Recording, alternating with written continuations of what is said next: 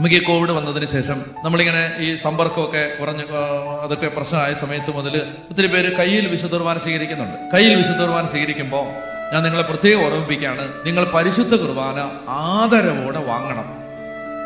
ആദരവോടെ വാങ്ങണം. നിങ്ങൾ ശ്രദ്ധിക്കണം, അതിന്റെ ഒരു പൊടി പോലും നിലത്ത് പോകാതിരിക്കാൻ നിങ്ങൾ അത് വാങ്ങുമ്പോൾ ശ്രദ്ധിക്കണം.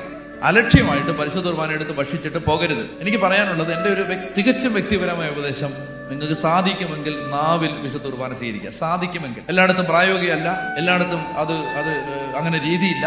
ഞാൻ എൻ്റെ ഒരു വളരെ വിനീതമായ അഭിപ്രായം പറയുന്നത്, പറ്റുമെങ്കിൽ നിങ്ങൾ നാവിൽ കുർബാന പറ്റുമെങ്കിൽ സ്വീകരിക്കുക. ഇനി നിങ്ങൾ കയ്യിലാണ് സ്വീകരിക്കുന്നതെങ്കിൽ പ്രശ്നമൊന്നുമില്ല. പക്ഷെ നിങ്ങൾ പരിശുദ്ധ കുർബാന അനാദരിക്കപ്പെടാതിരിക്കാൻ ശ്രദ്ധിക്കണം. എന്ത് ചെയ്യണം? അത് കുർബാന എടുത്ത് നിങ്ങൾ ഭക്ഷിക്കുമ്പോൾ നിങ്ങൾ നോക്കണം, അത് കുറച്ച് പൊടിയൊക്കെ കയ്യിലിരിപ്പുണ്ടോ, അത് പോവരുത്. അത് നിങ്ങൾ നോക്കണം. ചുമ്മാ ഇങ്ങനെ വെച്ചിട്ട് അങ്ങ് പോവാണ്, അങ്ങനെ പോവരുത്. അത് കാണുമ്പോൾ സങ്കടമാണ്, അത് വേദനയുണ്ട് അത് കാണുമ്പോൾ. അതായത് വളരെ അലസമായിട്ട് വന്ന് അങ്ങനെ വാങ്ങിക്കുന്നു, അങ്ങനെ ചെയ്തു. ഒരിടത്തെ കാര്യം മാത്രമല്ല, ഒരുപാട് സ്ഥലങ്ങളിൽ അങ്ങനെയുണ്ട്. അപ്പൊ അത് ചെയ്യരുത്. കാരണം ദിവ്യകാരുണ്യം ഈശോ അത്രയും വില കൊടുത്ത് തന്നൊരു സമ്മാനമാണ്. നിസ്സാരമായിട്ട് കാണരുത് അതിനെ. അതുകൊണ്ട് അത് നിങ്ങൾ വളരെ ഗൗരവമായിട്ട് ശ്രദ്ധിക്കണം. പരിശുദ്ധ കുർബാന സ്വീകരിക്കുമ്പോൾ ഭക്തിയോടെ സ്വീകരിക്കണം.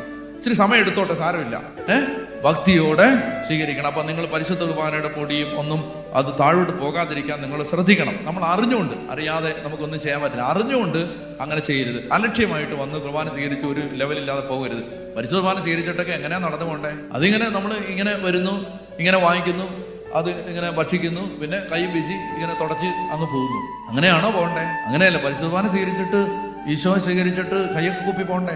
ഈശോയെ സ്വീകരിച്ചിട്ട് ഒരു 5 മിനിറ്റ് മുട്ടയിൽ നിന്നോ അല്ലെ ഇരുന്നോ ഭക്തിയോടെ പ്രാർത്ഥിക്കട്ടെ. ദിവ്യകാരുണ്യത്തിനെതിരെ നടന്ന അവഹേളനങ്ങൾക്ക് മാപ്പ് ചോദിക്കണം. പരിശുദ്ധ കുർബാനയ്ക്കെതിരെ ഞാനോ എന്റെ കുടുംബാംഗങ്ങളോ അറിവില്ലാതെ ഏതെങ്കിലും തിന്മ ചെയ്തിട്ടുണ്ടെങ്കിൽ കർത്താവേ എന്നോട് കരുണയായിരിക്കണേ, ഇനി അത് ചെയ്യാതിരിക്കാൻ ഞാൻ ശ്രദ്ധിച്ചോളാം എന്ന് കർത്താവിനോട് പറയണം.